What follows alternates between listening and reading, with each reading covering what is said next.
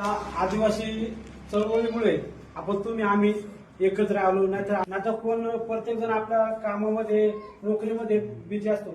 परंतु तसं म्हणलं तर आपल्या पूर्वजांचा आपल्यावरती खूप उपकार आहे. कुठेतरी आपलं एक रक्त आपलं जागृत झालंय आणि ही चळवळ खूप असं एक प्रकारचा हे घेतला, वेग घेतला.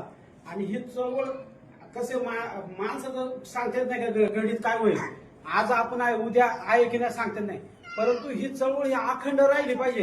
हीच आपल्या निसर्ग देवता ज्या आहेत, वर्सुबाई, दुर्गुबाई नाही का आपले क्रांतिकारक, यांच्याकडून आपण हे करून आपलं प्रोत्साहन घेऊन आपण ही चळवळ चालवत राहावी. आणि दुसरं म्हणजे की तुम्ही कोणत्याही संघटनेचं काम करा, मात्र आदिवासी म्हणून आपण एकत्र आलं पाहिजे. हीच आपल्या सर्वांकडून एक इच्छा व्यक्त करतो आणि थांबतो. जय आदिवासी. जय आदिवासी.